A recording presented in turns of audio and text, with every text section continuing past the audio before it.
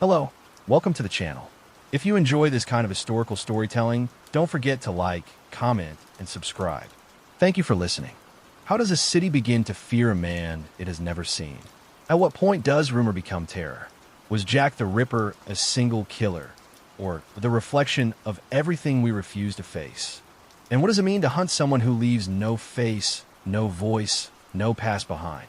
I ask myself these questions even now, long after the streets of Whitechapel fell silent again, long after the name became legend, long after the files were closed, the ink dried, and the truth slipped away. Before the world knew the name Jack the Ripper, there was only the East End, crowded, restless, and forgotten. Whitechapel was not a place people visited. It was a place people endured. I walked those streets every night, boots striking uneven stone slick with fog and rain. Gas lamps cast weak, halos of light that barely held back the darkness, and beyond them the alleys swallowed sound entirely.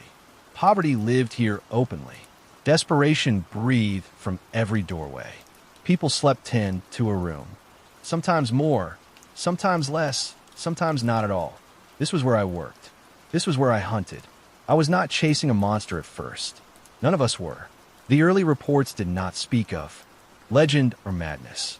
They spoke of disorder, of tragedy, of another life lost in a city that barely noticed when such things happened.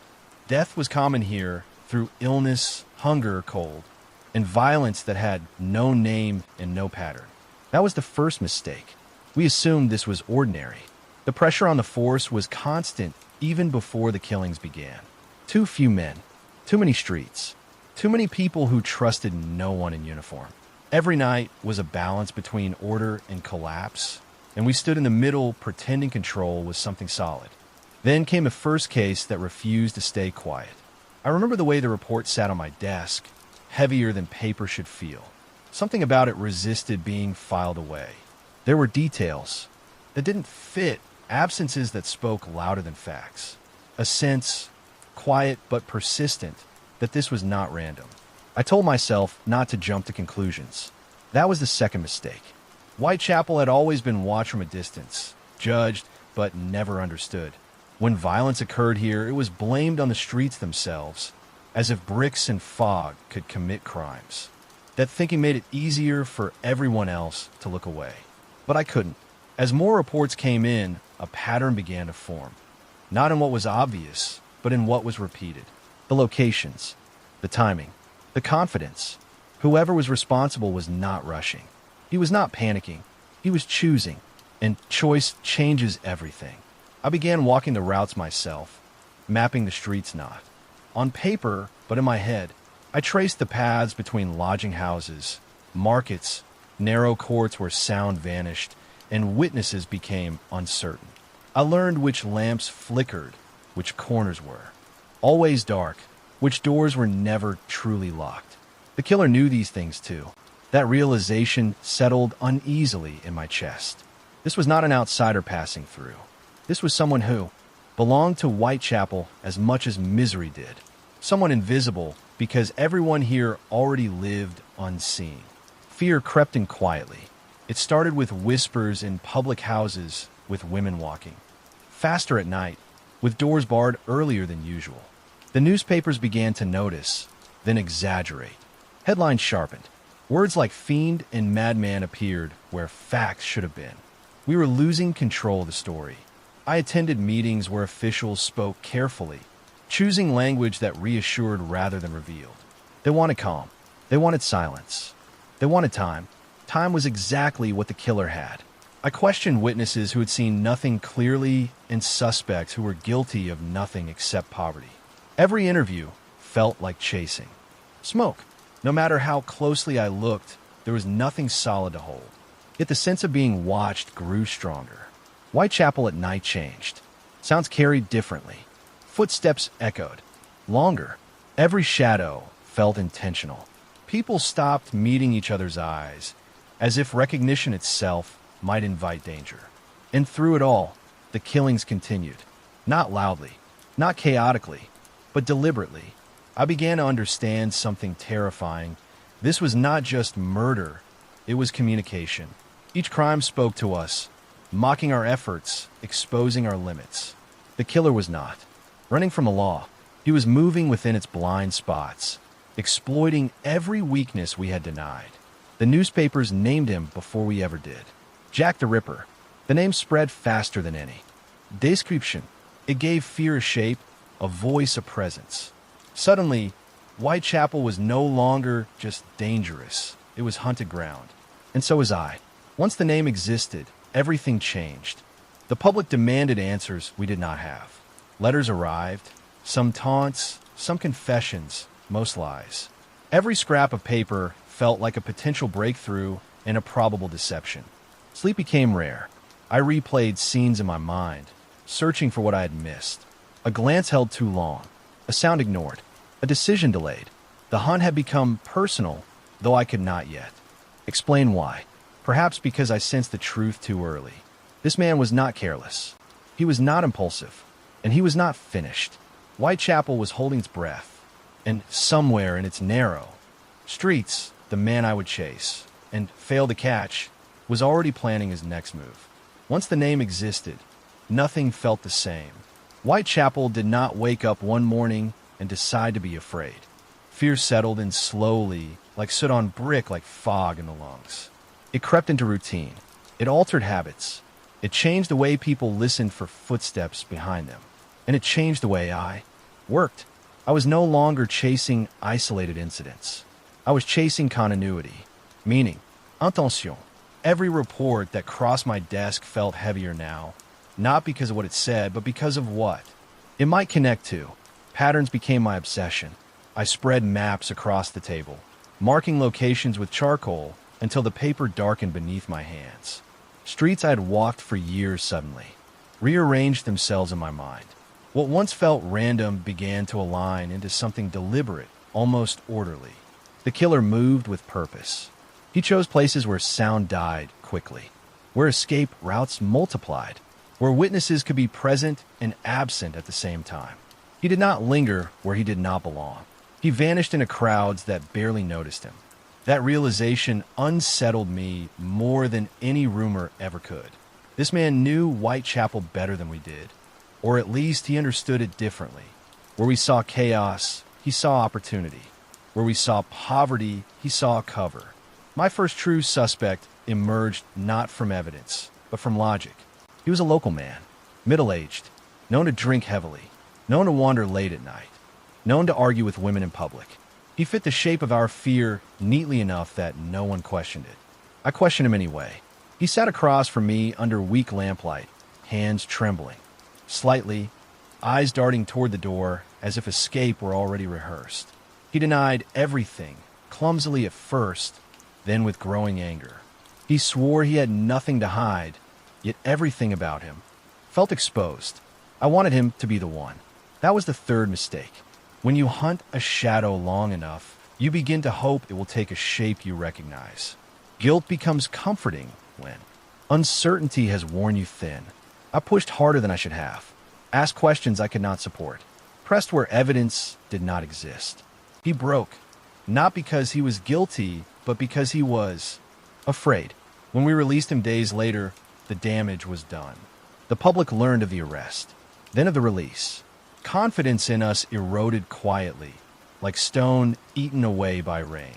The killer watched, all of it unfold. The next crime came soon after.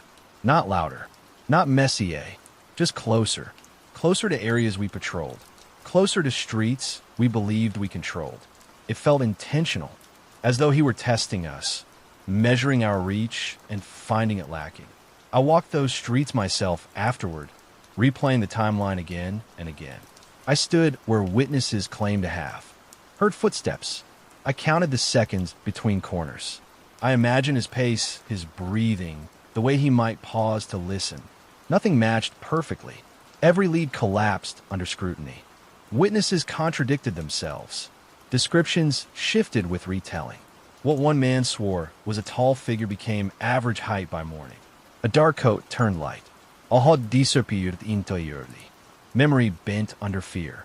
Letters began to arrive. Some addressed to the police. Some in newspapers. Some unsigned. written in clumsy scrawl or careful script. Most were hoaxes. A few were disturbing, enough that we could not ignore them. They spoke with confidence, not confession, but performance. Whoever wrote them understood attention, understood the rhythm of outrage and anticipation. Whether they came from the killer or from those craving notoriety hardly mattered. The result was the same. The city listened, and the killer remained unseen. I began working longer hours, though time itself felt unreliable. Days blurred, nights stretched endlessly. Sleep came in fragments, always interrupted by sounds that turned out to be nothing. Or worse, something I could not identify. I stopped going home before dawn. The streets felt more honest at night, less pretentious, less willing to pretend safety still existed. I learned to read Whitechapel differently. I noticed which doors opened quietly and which announced movement, which windows stayed dark even when people were home, which alleys smelled of refuse and which smelled of nothing at all, the most. Dangerous kind. I watched people watching me. Suspicion had become mutual. The uniform no longer reassured. It invited scrutiny. People whispered as I passed, unsure whether I represented protection or failure. Perhaps both. Another suspect followed, this one educated, articulate, disturbingly calm. A man with medical knowledge, or so was rumored. He spoke well under questioning, answered without hesitation, anticipated lines of inquiry before I reached them. He unnerved me, not because he was violent, but because he was precise. He corrected me once, casually, on a detail that had not been released publicly. When pressed, he smiled and said it was an educated guess. It might have been, but doubt lingered. I followed him for days, watching his routine, repeat with mechanical predictability. He went where he said he would go, return when expected, left no gaps large enough to hide crimes in. Logic forced me to let him go. That night, I felt the weight of failure settle more heavily than ever before. The killer was not impulsive. He was patient. While we chased men who fit profiles, he continued moving unseen, unburdened by expectation. We looked for anger, madness, desperation. What if he felt none of those things? That thought disturbed me deeply, because it meant we were hunting not a man consumed by violence, but one controlled by it.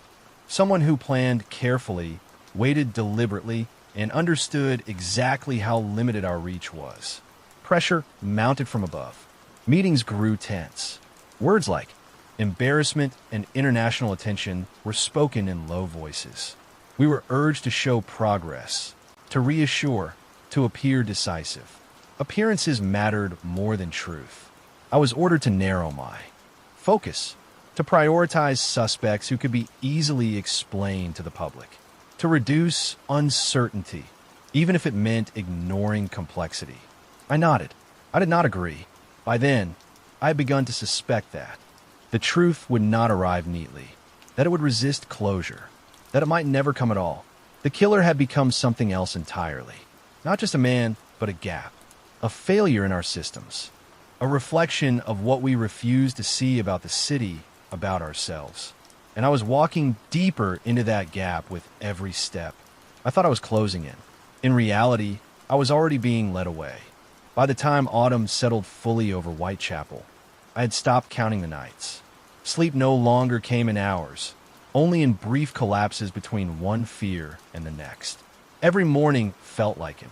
Accusation. Every evening felt like a warning. I was no longer chasing Jack the Ripper. I was being chased by the idea of him. Whitechapel had changed, or perhaps I had only just begun to see it. Clearly, the streets no longer felt like places people lived.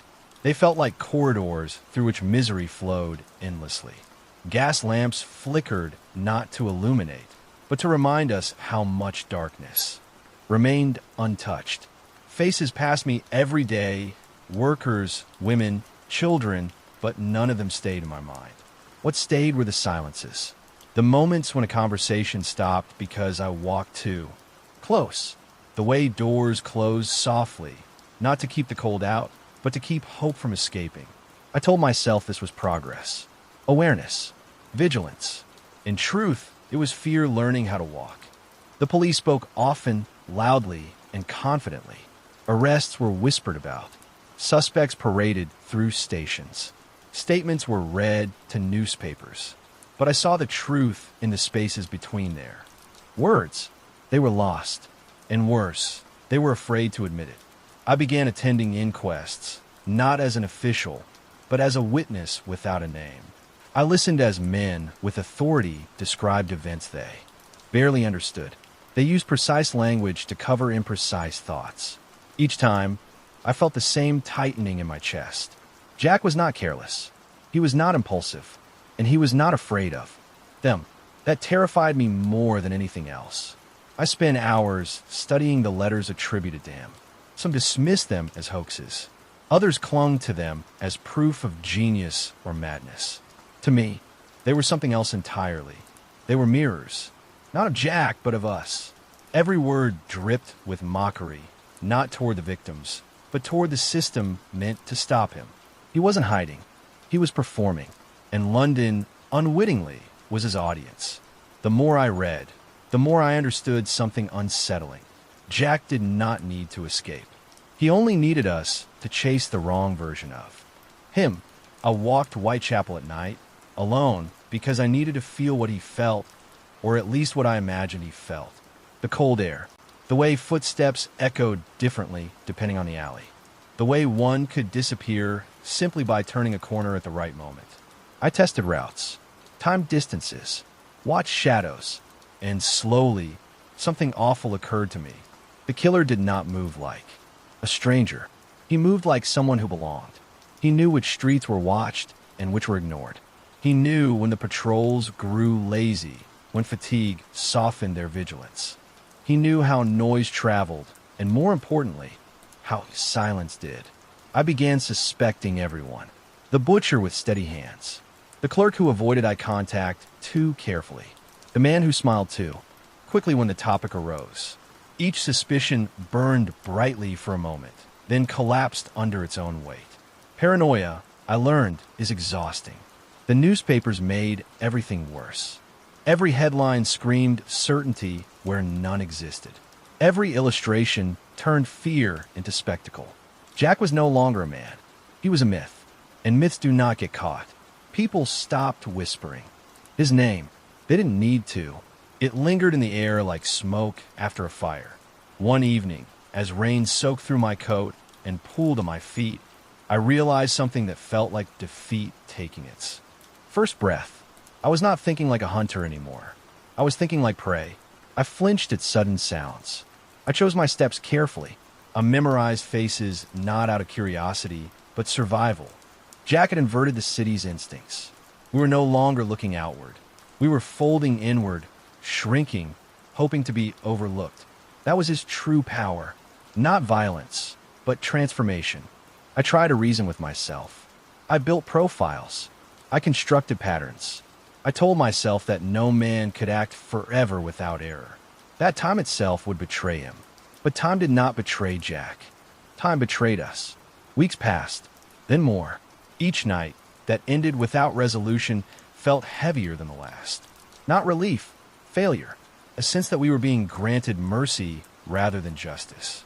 And mercy, I realized, was far more terrifying. One night, standing beneath a dim lamp that buzzed like an insect trapped in glass, I accepted something I had been resisting since the beginning. I did not understand Jack the Ripper. Not truly. I understood the fear he created. I understood the chaos he exploited. But the man himself remained untouched by my thoughts, my theories, my sleepless nights. He was not ahead of me. He was elsewhere entirely. And in that moment, surrounded by stone and shadow and silence, I felt the weight of my failures settle into my bones. Not dramatic, not sudden, just heavy, permanent. I had hunted Jack the Ripper, and I was losing, not because I was weak, but because the hunt itself was flawed. The city was not designed to reveal men like him. It was designed to hide them. As I turned back toward the lights, toward voices and the fragile illusion of safety, one thought refused to leave me. Jack was not running. He was waiting, and whatever came next would not come from the streets alone, but from the cracks within all of us.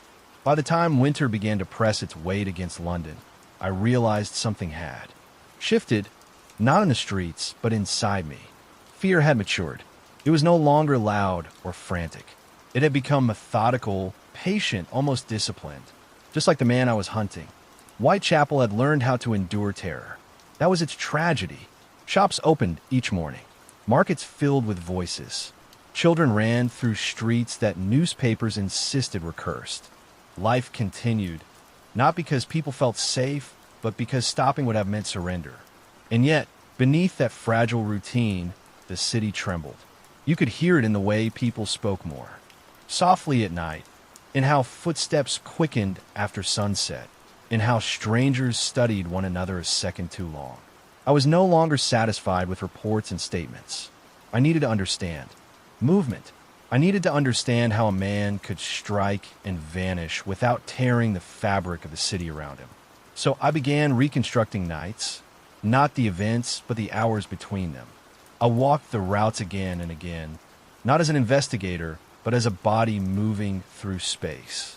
I timed how long it took to cross certain streets, how long a shadow could remain unseen beneath a gas lamp, how quickly a man could disappear into a crowd if he chose the right moment.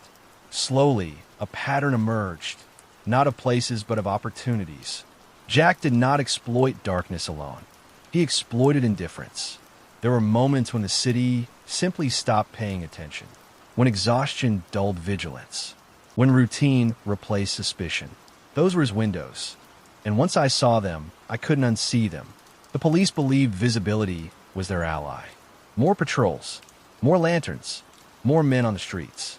But visibility works both ways. Jack could see them, coming long before they ever sensed him. Their presence announced safety while offering him a map. That was when a thought took root, unwelcome and persistent. What if Jack was never surprised? What if every move we made had already been accounted for? I began reviewing witness testimonies again. Not for descriptions, but for absence. The moments people forgot. The details that vanished. Between sentences, again and again, the same thing appeared. No struggle heard. No cry remembered. No sudden movement noticed. It was as if the city had blinked. I grew suspicious of certainty, of anyone who claimed confidence, of any theory that wrapped chaos into something neat. Jack did not exist neatly. He thrived in contradiction. The press, however, demanded clarity. They demanded villains with faces and motives the public could digest. And so suspects were fed to them. Men with foreign accents. Men with strange habits. Men who stood out. Jack stood nowhere. That realization isolated me more than fear ever had. I stopped sharing my doubts openly. I learned that uncertainty made others uncomfortable. They wanted reassurance, not truth. And truth, I was learning, was far more disturbing. One night, I followed a lead that seemed promising enough to silence my instincts. A man with medical knowledge, familiar with anatomy, intelligent, calm, too calm. Everything about him fit the narrative we had constructed. I watched him for days, followed his routines, observed his habits, and slowly, painfully, I realized I was watching an innocent man being swallowed by our desperation. That was the night something broke in me. I had almost ruined a life, not because the evidence demanded it, but because fear needed a shape. Jack did not need to kill that man. We were doing it ourselves. After that, I stopped looking for monsters. I began looking for normality, for the men who passed unnoticed, the ones who blended so completely they left. No impression behind. That terrified me more than any grotesque theory ever could, because it meant Jack did not exist on the fringes of society. He existed at its center. I started questioning the structure itself, the lodging houses, the work schedules, the flow of labor in and out of Whitechapel. Who arrived before dawn? Who vanished after midnight? Who could move freely without explanation? The answers were overwhelming. Too many men fit that silence. And then there were the letters again. More appeared, some crude, some eloquent, some clearly false, some unsettlingly convincing. Whether Jack wrote them or not no longer mattered. They served his purpose regardless. They fractured attention. They multiplied versions of him. They ensured that while we argued over authenticity, he remained untouched. I understood then that Jack the Ripper had escaped the limits of a single body. He had become an idea that moved faster than any man could run. And ideas do not bleed. There were nights I felt watched, not in the dramatic sense, but in a subtler, more corrosive way, as if my movements were already known, as if the city itself was observing me through countless unseen eyes. I stopped writing certain thoughts down. I stopped trusting even my own conclusions. The hunt had inverted. I was no longer tracking him. He was shaping me. Every failure sharpened him. Every headline fed him. Every false arrest strengthened his invisibility. We were not closing in. We were orbiting.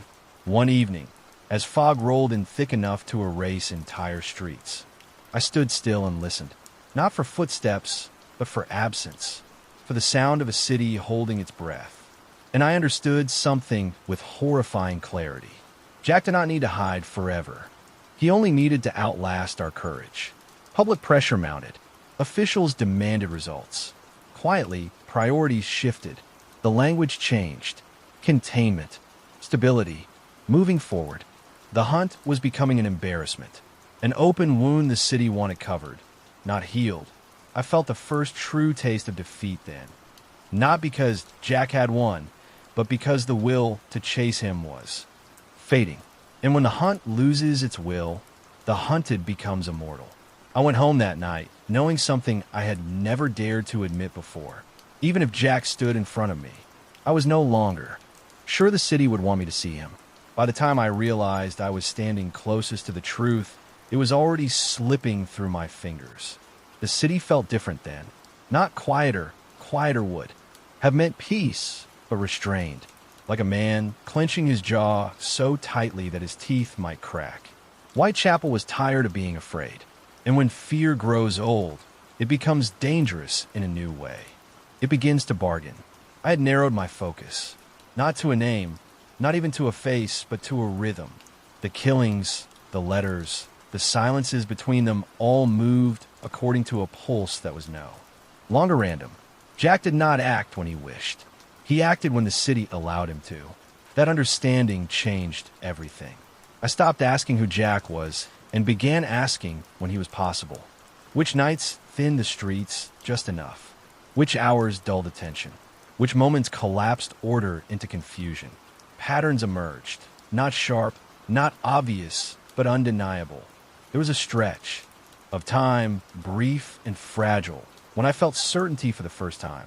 It frightened me, because certainty meant responsibility. I traced movement across weeks, then months. I layered patrol routes, over labor schedules, market days over weather patterns. Fog mattered, rain mattered, fatigue mattered. Jack was not a creature of impulse.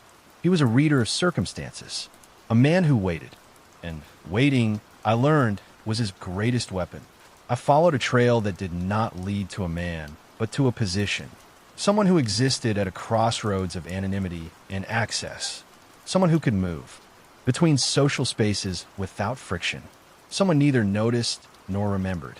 The more I refined it, the fewer people remained. That was when the pressure arrived. Not from the streets, but from above.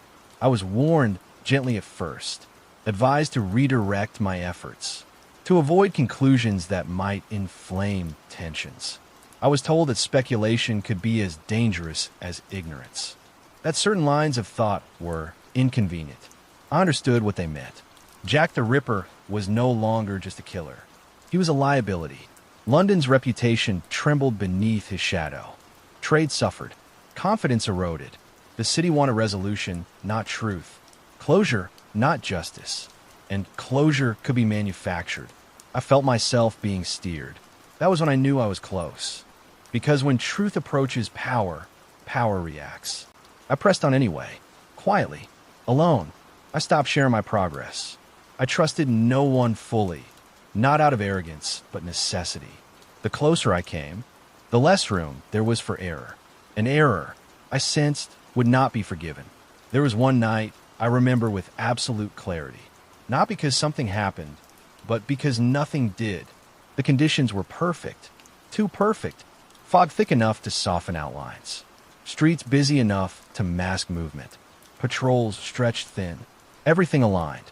And yet, silence. No report. No. Panic. No letter. No blood in the morning papers. Jack had chosen not to act. That restraint told me more than any crime ever could. He was watching, testing, measuring response. I realized then that Jack was not simply evading us. He was studying us, our reactions, our assumptions, our desperation. Each failure refined him. Each near capture sharpened his patience. And I wondered briefly if he knew how close I was. That thought chilled me. I came to a conclusion I dared not speak aloud. Jack did not need to be brilliant. He only needed to be untouchable. And untouchable did not mean invisible. It meant protected by chaos, by fear, by politics, by doubt. By us. I prepared myself for what came next. I expected resistance. I expected denial. I even expected personal consequences. What I did not expect was silence. My findings were acknowledged and then ignored. Meetings were postponed. Requests delayed. Files misplaced. The machinery of the city slowed just enough to stop me without ever confronting me directly. That was when the truth struck with crushing clarity. Jack was no longer the most dangerous thing in Whitechapel. The desire to move on was. I stood at the edge of the investigation, staring into something vast and hollow. I had chased a man, but uncovered a system. A system that preferred mystery to accountability, fear to disruption, myth to responsibility. Jack fit perfectly into that system. And so, slowly, inevitably, the hunt lost its urgency. Not officially, never officially, but in practice, in tone, in effort. The city began to breathe again, not because the threat had ended, but because it had learned to live with it. That was the night I understood my failure was no longer personal. It was collective. I had come as close as I ever would, close enough to see the outline of the truth, too close to be allowed any further. Jack the Ripper did not disappear. He was absorbed, and as I stepped back into the streets, swallowed once more by fog and routine, I knew with dreadful certainty. The hunt was not over, but it was no longer mine to win. The hunt did not end with an announcement. It did not conclude with an arrest, a confession, or even an apology. It simply thinned out, like fog lifting unevenly, leaving behind damp streets and unanswered questions. One day, I realized there were fewer footsteps beside mine, fewer eyes searching the darkness, fewer hands reaching for the truth. Whitechapel learned how to forget without admitting it was forgetting. Officially, the investigation continued. Files remained open. Meetings were still scheduled. But urgency dissolved into routine, and routine dulled into habit. When a pursuit becomes habit, it has already failed. I felt it in the way reports were skimmed instead of studied, in how new information was weighed for inconvenience rather than significance. Jack had not vanished. We had. I continued alone, not out of hope, but out of obligation.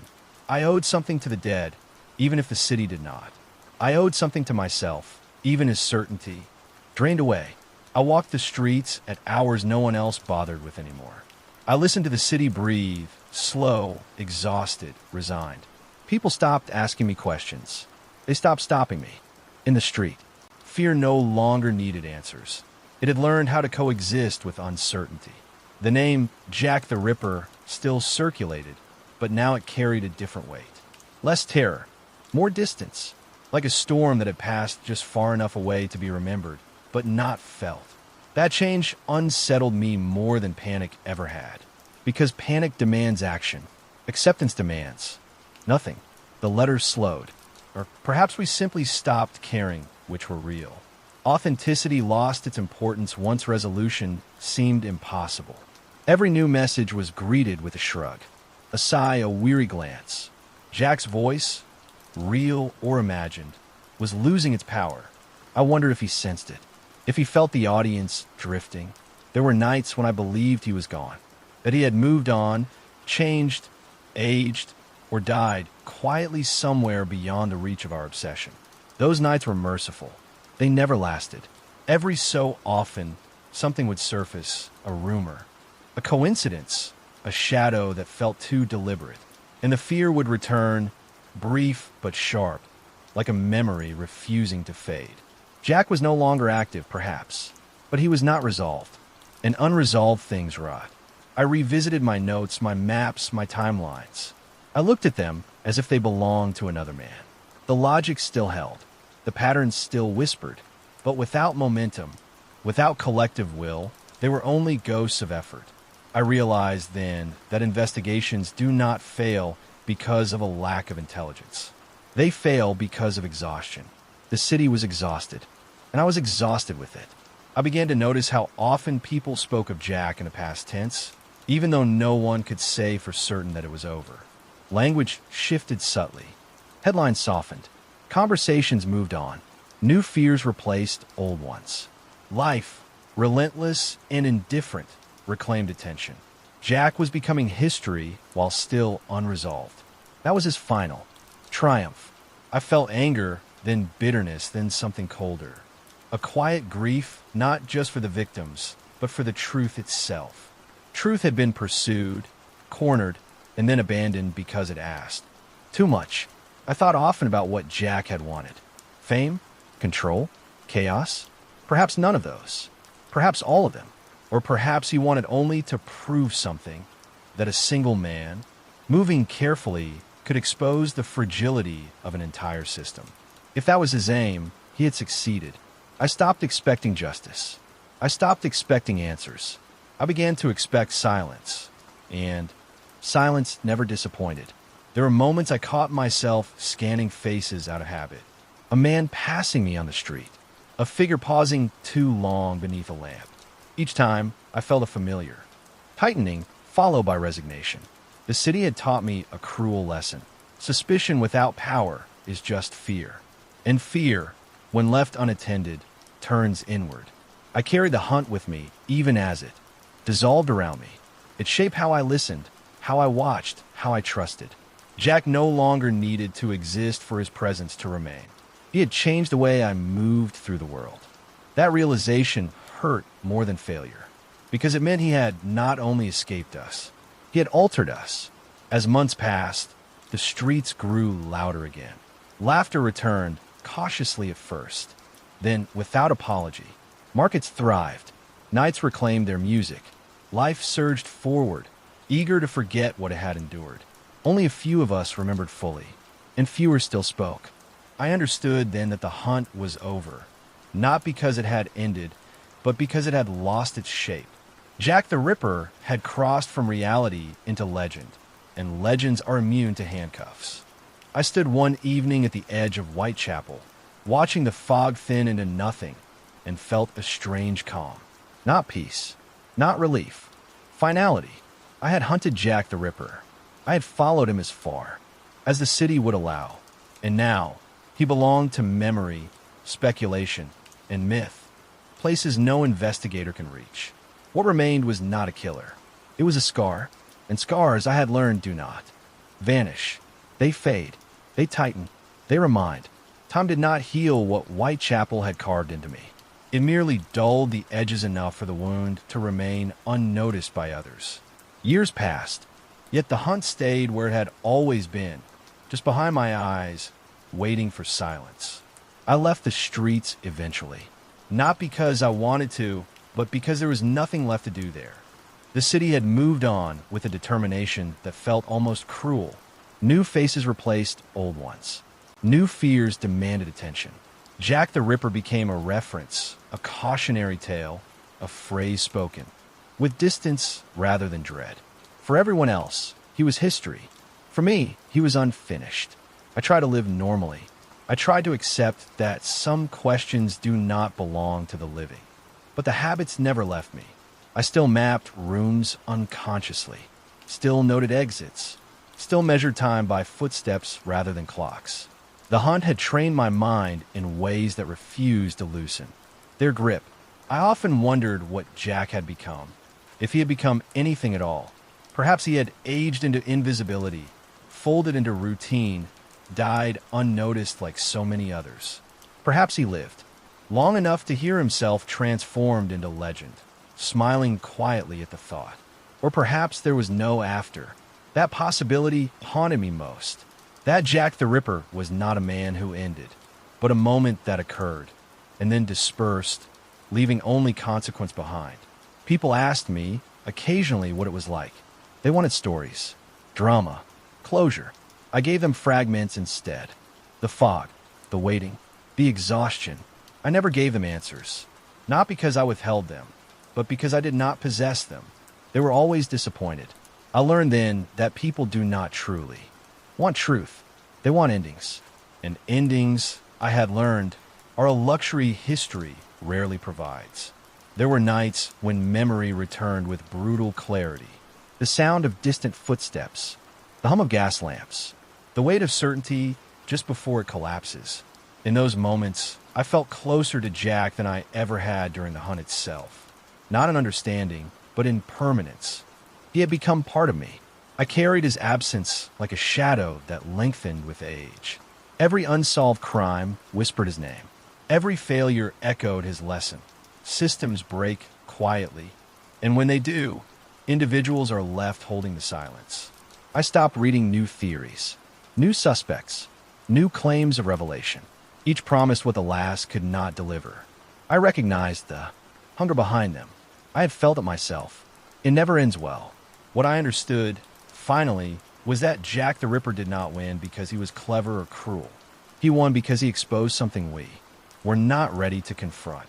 That certainty is fragile, and justice depends on more than effort. It depends on will, and will fades. The city had taught me that lesson thoroughly. Now memory reinforced it daily. The truth did not vanish. It simply became inconvenient. And inconvenient truths are the easiest to abandon.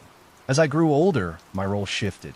I became a footnote, a witness to a failure no one wanted to remember in full.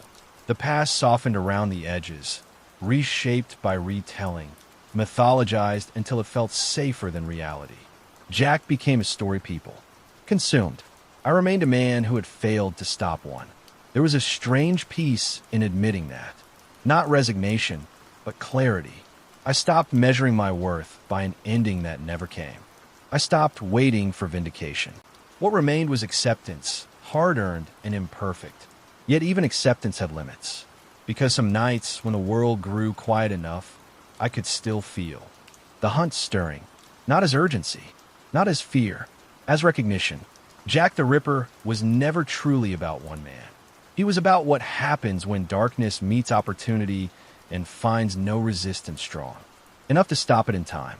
That lesson did not belong to the past. It belonged to every future we chose not to guard. I understood then why the story endured, why it refused to close. It was not because Jack mattered more than his victims. It was because his absence left a question we still could not answer. How much darkness can exist among us before we notice? I had spent years chasing a man. In the end, I was left chasing understanding. And understanding, I learned, does not grant peace. It grants responsibility. There comes a moment, long after the noise has faded, when silence stops feeling empty. It becomes crowded with memory, with regret, with the weight of everything that was never said aloud. This is where my story ends. Not with resolution, but with truth. I no longer search the streets. I no longer trace shadows or measure footsteps. The city has changed too much, and I have changed with it. Whitechapel exists now only in fragments, photographs, stories, names half remembered.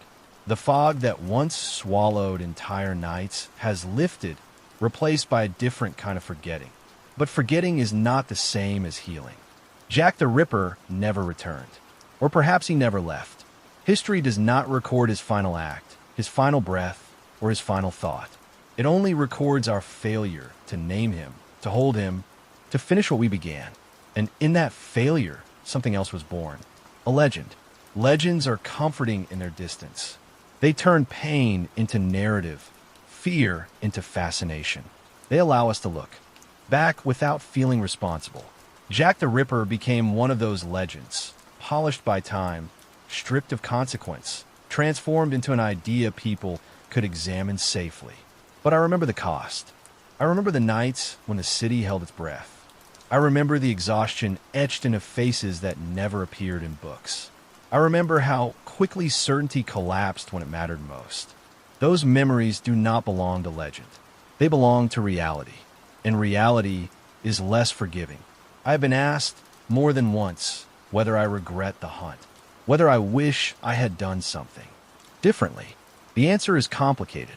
Regret implies choice, and choice implies control. I'm no longer sure we ever had as much control as we believed. We chased Jack the Ripper as if he were separate from us. He was not. He was a product of shadows we ignored, systems stretched too thin, lives considered too small to protect fully. He thrived not because he was extraordinary, but because the ordinary failed to stop him in time. That is the hardest truth to accept. I did not fail because I lacked dedication. I failed because dedication alone is not enough. Justice requires more than effort. It requires unity, courage, and the willingness to confront uncomfortable truths before they become monsters. Jack exposed the cost of hesitation.